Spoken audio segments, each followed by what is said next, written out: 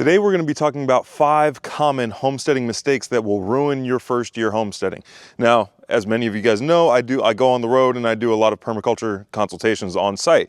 So I see a bunch of different types of farms, a bunch of different types of properties, homesteads, whatever they may be. I see a wide variety of them. And today we're going to be talking about the 5 most common mistakes that I encounter, and then also how to fix them and or avoid those mistakes.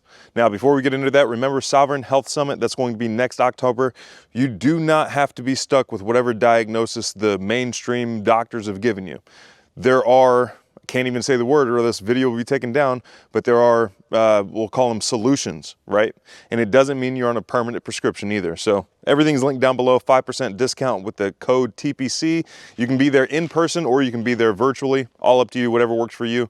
Can't wait to see you guys there. Also, if you need a consultation, hit up the email down below. And if you need a soil biology test, hit up the same email down below. Just contact me saying, hey, I'm interested in a consultation or I'm interested in a soil biology test. That being said, let's get into this video. Now, the first mistake that I've noticed almost on every single farm except for maybe a handful of them, homestead, farm, I'm just going to use the word farm just to keep it simple, but this applies to farm, homestead, garden, anything like that, ranch, all of it. I'm just going to use the word farm just to keep it simple. But the thing that I've noticed the most frequently is not focusing on being a microbe farmer. So if you're intending on growing anything on your property, focus on the microbes, focus on building soil, and everything else is a byproduct of that. I don't care if you're growing tomatoes, I don't care if you're ranching cattle, I don't care what you're doing. All of it is a byproduct of having good soil. And keep in mind, the more you focus on the soil, the easier everything else is going to get. You can be bad at everything else as long as you focus on the soil. Now, the solution to that is learn how to make compost. Learn what soil doesn't like, what conditions it doesn't like to produce healthy plants, and then do the opposite. So I'll give you the answers right here. Soil does not like to be compacted. Or at least whenever I'm saying soil, I mean the microbes within the soil. They do not like being compacted, and they also don't like being anaerobic. Now, if you make your soil anaerobic, that's where all the pests, the disease, the blights, that's where all that exists, is in the anaerobic stage, which means low oxygen. They also don't like being compacted, which stops any kind of oxygen respiration within the soil, and it causes issues that way. So what causes compaction? Overgrazing animals. What else causes compaction? Repeated tilling. Tilling is fine as long as you do it once with hopefully lighter machinery, and then you seed immediately afterwards. You need to shape the earth at some point. So tilling is fine once. I've done it before. I've done it plenty of times, but I've always immediately seeded afterwards. So that way the roots of those, whatever I'm seeding, in the form of cover crop or actually crop, whatever it may be, just get some roots in the soil. So that way the soil isn't hitting direct contact with the rain and then compacts. And then also the surface of it becomes slightly salted because rain is slightly acidic, and it'll just start dissolving those inorganic and organic matter on the surface, creating a salt layer, which is also bad for your microbes. But just focus on building good soil on your farm and everything else falls in line. Learn how to make good thermophilic aerobic compost. There's a huge craze right now talking about like anaerobic compost, anaerobic teas, things like that, like the Bokashi method or the Jadam method. All those work, but they don't fit the role that I'm shooting for. The role I'm shooting for is to remove myself from the fertility cycle within the soil. I want to completely remove myself. If I look at, okay, these trees right behind me, some of them are healthy, some of them are sick, but the healthy ones require 0 human maintenance. I'm trying to replicate that in my gardens, in my pastures, in my orchards, in my food forests, all of that. I'm trying to get to a point where I can remove myself from the fertility cycle and let the natural microbes of that area do all the work for me. It does just fine in like natural systems. Why can't I replicate that in my garden? And the answer is you absolutely can. Now, I have plenty of videos on how to make good compost and how to apply it to your soils. That's not really the topic of this video, but the point that I'm trying to make here is one thing that I see very, very frequently, people not focusing on, is being a soil farmer, a microbe farmer, basically. The solution, avoid those 2 principles of anaerobic conditions and compaction, and make compost, make homemade compost. Another little side note, you can't buy good compost. We've tested it. We've tested the bag. We've tested the mulch yards. We've tested all these mass-produced composts before, and they all suck. Not only do they suck, but sometimes there's bad anaerobic characters in there. Sometimes there's heavy contaminants in there, especially if you're getting them from a place next to a water treatment facility. Anyway, we can go on forever talking about soil and everything. I just want you guys to ask the question of how do I fix my soil using soil microbes, and that will make everything else fall in line. On to point number 2. And real quick, I just thought of a 6th point. So I know this video says 5, but stick around to the end. There's going to be a bonus point to make as well. The next point that I see very, very frequently, and this is, I would say most people have made this mistake, is starting way too big. And I don't mean like purchasing too big of a piece of property, but I'm talking about like your garden, for example. Most people start off, having never gardened before, they start off with way too big of a garden, or they've gardened very few raised beds at a particular piece of time, and then they go buy property and then they do this massive garden. Gardening isn't the hard part. Putting everything away before it goes bad is the hard part, and that's what you should judge the size of your garden off of, because if you grow all this food, but you can't put it away before it goes bad, then growing all that food means nothing. And that is the limitation that you should set on the size of your garden. So if you garden this year and you garden like, let's say 10 raised beds, and you're like, you know, I had some extra room, I had some extra space and things like that. It wasn't quite enough food for how much we needed to produce and everything, then up your garden. Now, if you did the same raised beds and you're like, man, that was exhausting, I'm putting more calories into this system than what I got out of it, then downsize your garden. Maybe let a couple gardens just carry a cover crop throughout the year. So that way the soil doesn't go bad, and then you can rotate garden beds if you wanted to, or you can turn certain raised beds or garden beds into perennial beds if you wanted to. So that way all you have to do is plant, very minimal maintenance, sorry, I can talk, y'all, I promise. Very little maintenance, and then all you do is harvest at the back end too. So think of things like that, like start small. Same thing when it comes to animals. A lot of people get excited when they first buy property and they're like, yeah, let's get all the animals, especially when people are offering them for free. Typically there's a reason they're offering free animals, and that's because there were problem animals on the previous farm. So very rarely do I ever accept free animals unless I'm able to like check out the animals first, or I trust the person that I'm getting them from to not, you know, try to screw me over with some bad genetics or anything like that. But yeah, start small, start slow, assess your maintenance throughout the day and whether or not you can handle more before expanding. Now, let's say your goal is to grow all of your own food. That's a pretty big goal. A lot of people don't understand how much time and energy goes into growing 100% or even 80% of your own food. So see how much you can maintain first. Start small. Just grow some staples in your diet, right? Start small, and then whatever you don't have time for, outsource locally if at all possible. It's much more important to source all of your food locally from like regenerative farms or sustainable farms than it is for you to grow all of your own food. Remember, if you're killing yourself to do this, then you're missing the point. On to step number 3. Now, the third mistake that I've noticed quite a bit is not getting a second set of eyes on your property. So whenever you are like, either you inherited a property or you bought a property, or it's before you get started on your property, have somebody come take a look at it. Or even if you've already started on your property and you're like, I think things could go better, have somebody come take a look at your property. Think of somebody who's like in the trade, somebody who has to work efficiently and logically within their craft.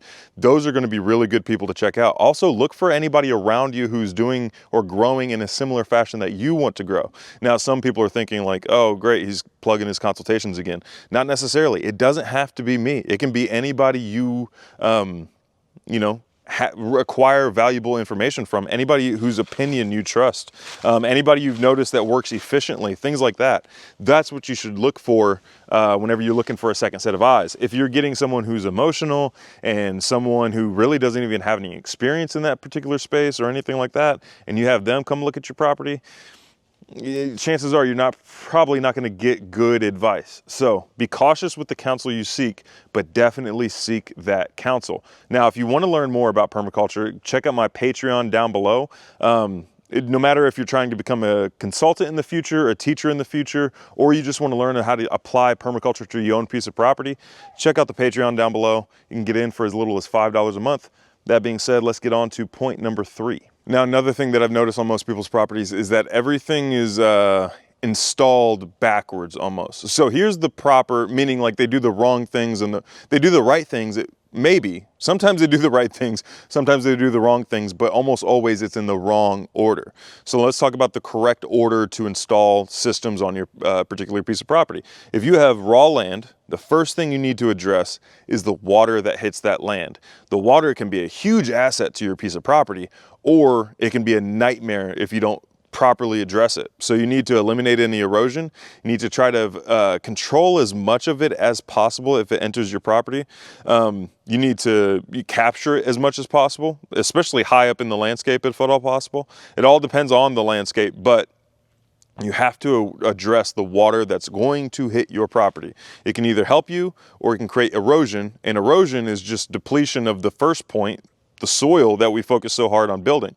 So address the water first, and then you get into access, which can be combined with water depending on the application. Let's say like I build a dam to dam up I build a dam for a pond. Well, that dam could also provide access to me to the other side of the ravine as well.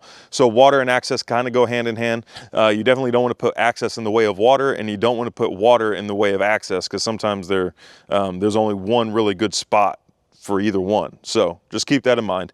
So it goes water, it goes access, and then it goes infrastructure. You notice we haven't said anything about food yet, because all of these things are going to help facilitate easier production, efficient production of food. So then we go into infrastructure, like, do I need a house? If so, I should probably build that house before I get into like larger scale grazing or larger scale gardening or things like that. Here's how it typically goes.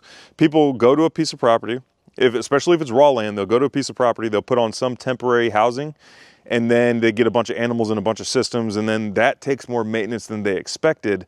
And then they get to the point where like, man, we don't have time to build the house, or all these things, because we design things inefficiently, are costing a lot of money to maintain. We don't have the money to build the house, and then they eventually quit. There's a lot of there's a lot of properties that are being sold right now because of that exact situation. So just remember, water, access, infrastructure, and then you can get into the food systems after those three things are secured. On to the next point. The next point is zoning. So not zoning things correctly.